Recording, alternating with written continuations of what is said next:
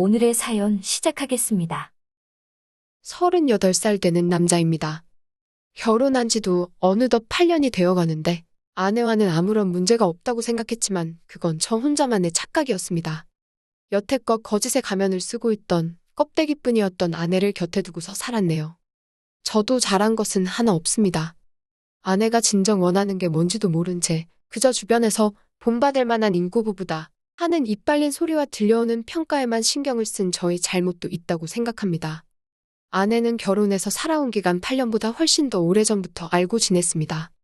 제 인생의 반 가까이 아내를 알아왔는데 제가 아내에 대해서 아는 거라곤 그저 얼굴 이쁘다는 것 말고는 아무것도 없다는 생각이 듭니다. 그동안 아내가 집에서 갑갑해서 밖에도 놀러 다니고 아파트 단지 내에서 친구도 사귀면서 나름대로 잘 지내보려고 노력을 하고 있구나 하는 생각을 했습니다. 몸살 기운에 일찍 퇴근했는데 내 집에서 내 돈으로 다니던 헬스장에서 만났다는 그 자식한테 매달려 있는 아내를 보기 전까지는 말이지요. 그런 아내의 모습은 처음이었습니다. 아내를 처음 알게 된 건 처제 덕분입니다. 원래부터 제가 공부를 잘했습니다.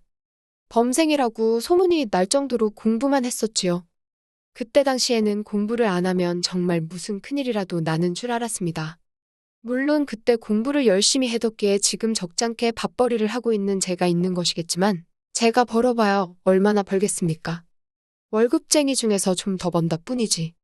제 친구 중에서는 틈만 나면 컴퓨터만 하던 녀석이 있었고 대학도 별 볼 일 없었던 녀석이 있는데 지금에 와서는 제가 버는 돈의 몇 배를 벌고 있는 친구도 있습니다. 아무튼 그때 공부밖에 안 해서 대학만 가면 내 멋대로 살겠다고 다짐에 다짐을 하던 때였습니다. 물론 제가 하고 싶은 만큼은 즐기지 못했던 것 같지만 말이지요. 대학교 입학하자마자 휴학 깨내고 군대부터 다녀왔습니다. 부모님 간섭 그만 받으려고 그랬지요. 군대도 다녀왔고 저를 맡고 있는 게 아무것도 없을 텐데 대학 초반이라도 제 맘대로 살아보는 시간을 가졌으면 했습니다. 아무튼 그렇게 군대 다녀와서 고삐 풀린 망아지 마냥 살았습니다. 그런데 각 잡고 놀러 다니려고 하니 돈이 없더라고요. 그렇다고 학교와 아르바이트를 번갈아 가면서 왔다 갔다 하기에는 그 당시 시급이 얼마 되지도 않았습니다. 그런데 제가 공부 하나만큼은 잘했기에 과외를 하나 맡아서 시작하게 되었습니다. 그때 제가 가르치던 학생이 처제입니다.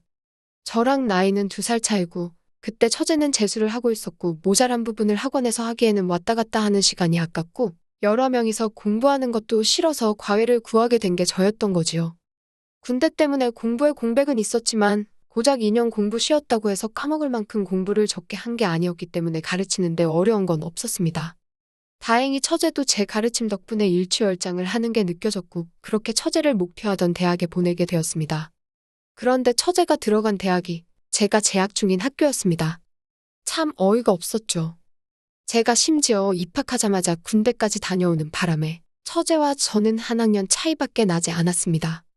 그래서 원래는 과외로 만나게 되었지만 처제가 대학교를 입학하면서부터는 친구 같은 사이가 되었습니다. 제가 연상이기는 하지만 처제한테는 그냥 편한 선후배 사이가 되었을 텐데 처제는 저를 여전히 선생님이라고 부르고 저를 유독 잘 따르던 그런 후배였습니다. 그때까진 처제의 마음도 모르고 있었지요. 아무튼 그렇게 대학생활 하다가 직장 준비를 하게 되고 제가 목표로 하던 회사가 있었기에 취직 준비하는데 조금 시간을 쏟았습니다.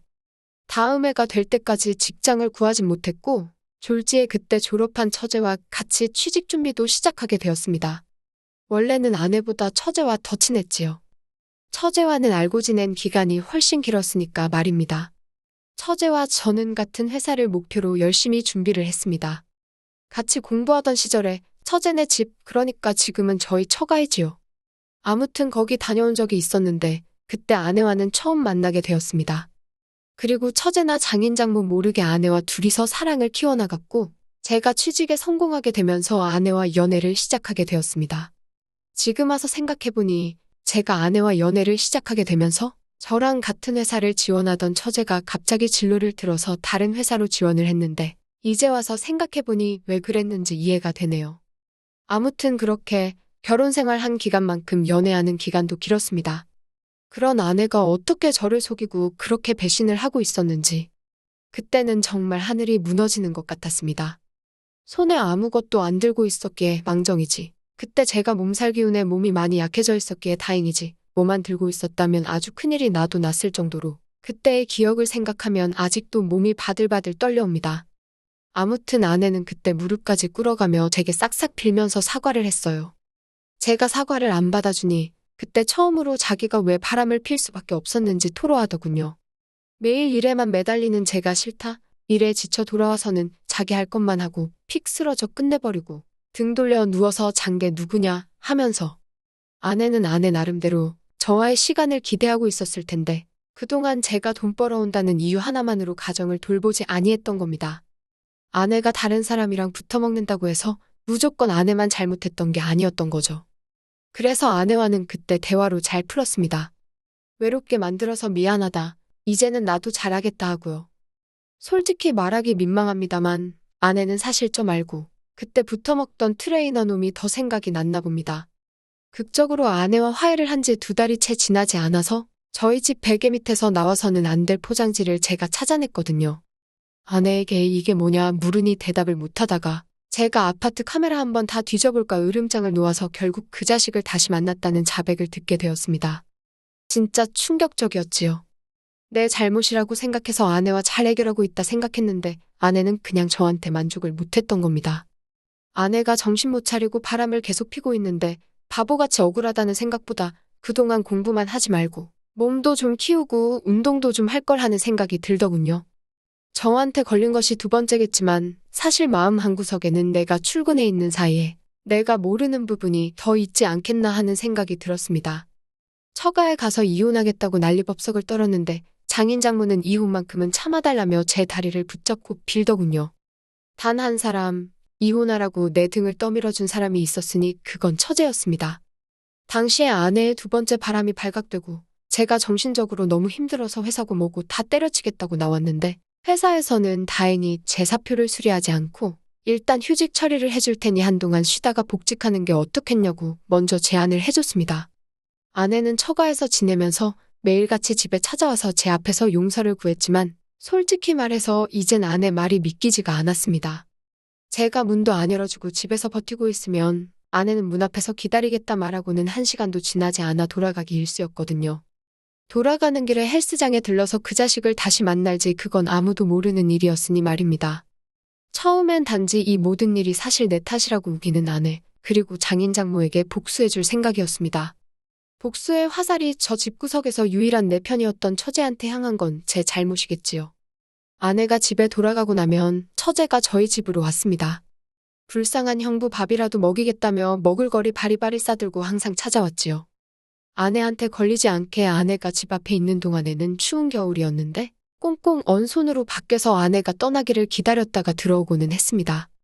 처음에는 처제도 문전박대를 했습니다만 유일하게 내 한탄 들어주는 사람이 처제였습니다. 내가 아내를 위해 너네 집을 위해 얼마나 열심히 살았는지 아냐. 명절 때며 행사 때며 내 부모한테 주는 돈보다 더 많은 돈을 줬다. 아내 고생 안 시키겠다고 직장도 그만두게 했고 제대로 된 저녁 한 끼 얻어먹지 못했어도 아내한테만큼은 언제나 진심이었다. 매번 똑같은 말을 외치면 처제는 알고 있다고 하면서 저를 위로해줬습니다. 처제에게 마음을 열고 나니 그래도 내 이야기 들어주는 사람 하나, 내 편이라고 하나 있으니 그동안에는 큰 위로가 되었지요. 처제가 저를 위로해주는 동안 제 마음속의 분노가 조금씩 가라앉았습니다. 그러다 어느 순간에 이쯤이면 아내를 용서해줘도 되지 않을까 하는 바보 같은 생각이 들더군요. 그런데 의외로 처제는 그런 저의 말에 언니를 용서해주지 말라고 제 말을 딱 잡아 끊었습니다. 내 언니지만 한 번도 아니고 2번이나 신뢰를 저버린 사람을 받아주면 형부 꼴만 우스워지는 거라고요. 그런데 그 말이 오히려 제 자존심을 건드렸던 겁니다. 옹졸하기 짝이 없는 상황이었지요. 처제에게 아내에게 복수를 하고 싶으니 오늘은 우리 집에서 자고 가라고 해버린 것이지요. 그런데 처제의 반응이 너무나도 순순했습니다. 방이 3개짜리 아파트였지만 하나는 아내가 옷방으로 쓰고 있었고 또 하나의 방은 아내가 집에서 운동한답시고 해서 체육관같이 꾸며준 방이었기에 처제가 자고 갈 곳이 따로 없었습니다. 솔직히 처제가 순순히 자고 간다고 나왔을 때 당황스러워서 저도 말을 길게 잇지 못했습니다. 처제한테 그러면 방에서 자라고 말하고 저는 이불 몇 개 들고 나와서 거실 소파에 자리를 만들어 거기에 누웠습니다. 처제가 자기가 소파에서 자도 된다고 했는데 제가 마음이 불편해서 안 되겠다고 말하니 세상 심각한 표정으로 있던 처제가 웃으면서 형부는 처음 봤을 때부터 변한 게 하나도 없다며 미소를 짓더군요. 처제는 제가 처제 재수를 도와줄 때부터 저한테 마음이 있었다는 놀라운 사실을 말해주더군요. 일부러 학교도 저와 같은 학교로 지원했던 거고, 같이 취직 준비하면서 같은 회사를 준비했던 것도 저와 더 오래 함께 있고 싶었기 때문이랍니다. 그런데 제가 아내와 연애를 시작하게 되면서 처제의 꿈은 산산조각이 나버린 것이지요. 그때는 제자이자 선후배, 오히려 친구에 더 가까운 처제였기에 처제의 그런 마음은 눈치도 채지 못했었습니다. 괜한 말을 들으니 잠이 더 안 오더군요. 거실에 불은 꺼져 있어서 어둠밖에 없었는데 희미하게 보이는 천장의 어둠 속에서 어찌나 말똥말똥하게 보이던지. 그런데 처제가 저를 부르더군요. 손살같이 방으로 들어가니 소파에서 자면 허리 아프지 않냐면서 침대도 넓은데 그냥 옆에서 자라고 하더군요. 자기도 긴장이 돼서 못 자겠다고, 차라리 같이 있으면 마음이 진정이라도 되겠다면서요. 불가항력에 이끌려 저는 그렇게 방으로 다시 들어가게 되었고, 그날 저녁에 처제의 오랜 기다림에 응해줄 수 있었습니다. 옆에 누워있는 처제는 저를 똑바로 쳐다보지 못했고 천장을 보면서 넌지시 말을 꺼내더군요. 처제는 하루빨리 제가 아내와 이혼하고 자기는 저를 위해서라면 가족도 등질 수 있으니 둘이서 행복하게 살면 안 되겠냐 물어왔습니다. 언니나 자기 부모님이나 솔직히 형부의 경제적 지원이 없으면 어떻게 제대로 살 수도 없는 사람들이라고요. 자기가 그 사람들 버리고 형부와 함께하면 그 사람들은 스스로 망하지 않겠냐고 하면서 그게 제가 할 수 있는 최고의 복수가 아니겠냐 하더군요. 다음 날 아침에도 아내가 어김없이 저에게 용서를 구하러 찾아왔습니다. 처음으로 아내가 기다리던 집 앞에 현관문이 열렸는데 문 앞에 다른 사람이 아니라 자기 동생이 나오니 아내가 엄청 당황하더군요. 어떻게 둘이 그럴 수가 있냐며 사람이 어떻게 그러냐고 소리를 지르는데 솔직히 저는 그 상황이 통쾌했습니다. 믿음을 배신한 결과를 그 기분이 어떤지를 끝내 아내에게 보여줄 수 있었으니 말입니다.